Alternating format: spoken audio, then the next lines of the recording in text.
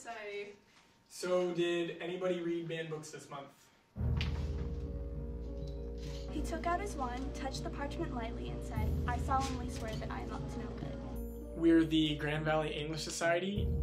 We're a university club based in Allendale, Michigan. Every fall, we read banned books to start off the year. Powerful ideas have the power to resonate. Always, individual response is our option and our right.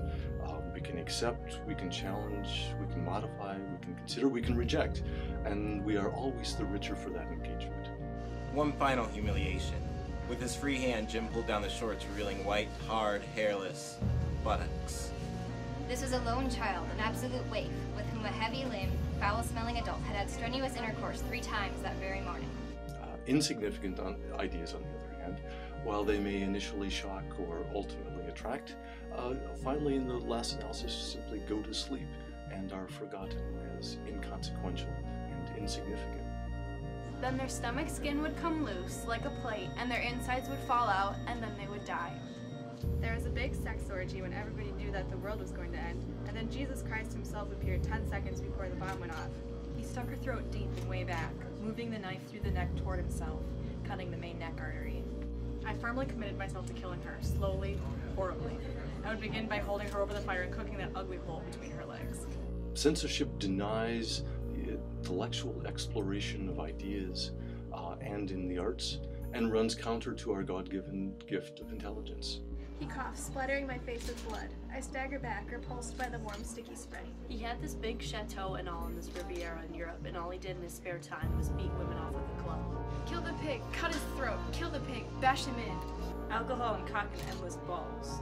I'm probably the biggest sex maniac you ever saw. In every instance, whether artistic or cultural, censorship must be resisted. It goes to the very heart of who we are as thinking men and women, and represents a fundamental challenge to our freedom of thought. What does he know that illiterate Hazara? He'll never be anything but a cock. Somebody had written "fuck you" on the wall. I'm amazed by the number of books that have been banned historically and internationally and locally, or that are challenged or increasingly being challenged in the present. It's surprising because inevitably there are texts that come into the classroom that I've selected that are, to some apparently, controversial. And the tin can would jump off the post, or the bottle would spray off in all directions, or most likely. Then Sugar Boy would say, "The bastard," and shake his head, and the spit would fly.